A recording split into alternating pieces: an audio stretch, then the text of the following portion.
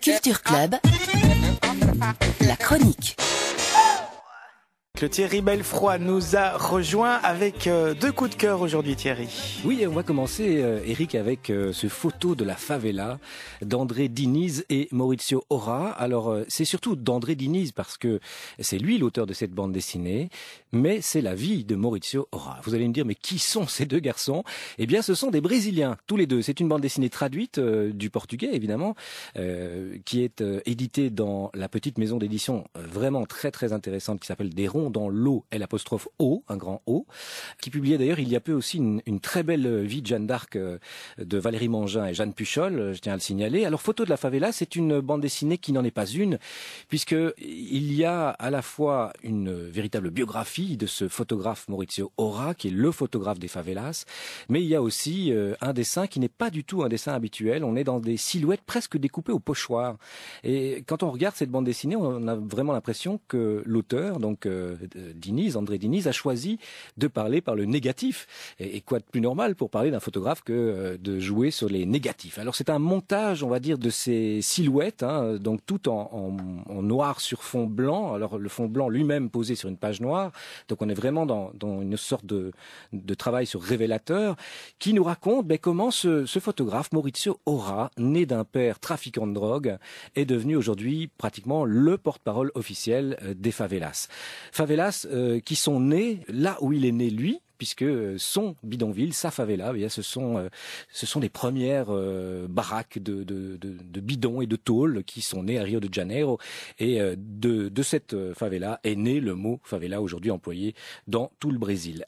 C'est un garçon qui s'est forgé tout seul. Il a reçu un jour, enfin non pas reçu, il a payé un jour avec son premier salaire un boîtier sur lequel il avait flashé, et puis le propriétaire du boîtier lui dit si tu le veux, tu me donnes ta paie et puis tu le reçois. Et il part avec cet appareil photo argentique évidemment, et il commence à faire des photos dans la favela, chose qui ne se pratiquait absolument pas. Bon, d'abord il n'y connaît rien, au début il tâtonne beaucoup, et puis surtout il a beaucoup de problèmes, et encore aujourd'hui c'est quelqu'un qui pour prendre des photos doit négocier avec certains caïds qui détiennent les marchés de la drogue entre autres, et de la violence aussi, parce que ce qu'on découvre, c'est ce qui est intéressant évidemment derrière ces photos, c'est que Maurizio Ora a un véritable amour pour son bidonville, ne veut pas le quitter. Aujourd'hui, il est connu internationalement. Il veut rester là. Il veut continuer à témoigner de ce qu'il s'y passe, mais qu'en même temps, ce qui s'y passe, c'est pas forcément très beau tous les jours, et qu'il a risqué sa peau quelquefois pour faire des photos. Alors, il y a certaines photos, par exemple, simplement, il y a un moment, il veut faire une photo de nuit de la gare. Alors, il veut voir la gare avec en avant-plan les maisons construites de briques et de brocs avec la lune. Il y a des gars qui l'arrêtent, qui lui disent « Mais qu'est-ce que tu fous là avec ton appareil photo la nuit ? Tu veux nous dénoncer, etc. » Il a dû aller négocier. Et puis chaque fois, il a dû expliquer. Et quand il explique, en fait, il persuade aussi les habitants de ces favelas que le fait de faire des photos d'eux, c'est témoigner de leurs conditions réelles de vie, et c'est aussi montrer une autre facette. Donc c'est vraiment passionnant. C'est une très très très belle histoire. Photo de la favela.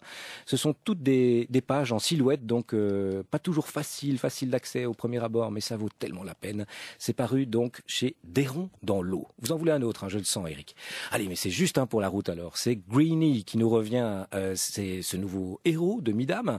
C'est sa première aventure en véritable bande dessinée, puisque Midam l'avait créé au départ pour faire des rubriques sur l'écologie.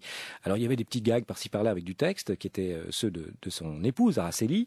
Et bien cette fois, voilà, Greenie existe bel et bien en chair et en os, si l'on peut dire. C'est ce petit tigre qui est tout vert. Pourquoi est-ce qu'il est tout vert ? Parce qu'il est passé par les débris atomiques, on va dire, d'une décharge, et donc il a muté. Voilà. Donc c'est un petit héros qui attire l'attention des plus jeunes sur les problèmes écologiques, avec beaucoup d'irrévérence, avec beaucoup d'humour, comme on le sait quand on connaît Midam. C'est peut-être quand même un peu moins drôle que les autres séries de Midam. On pense évidemment à Kid Paddle ou à Game Over, qui est la série dérivée de Kid Paddle. Mais ce Vert un jour, vert toujours devrait plaire aux plus jeunes. C'est paru chez Mad Fabrique, la maison d'édition de Midam. Et c'est le numéro 1 de Greenie. Merci Thierry.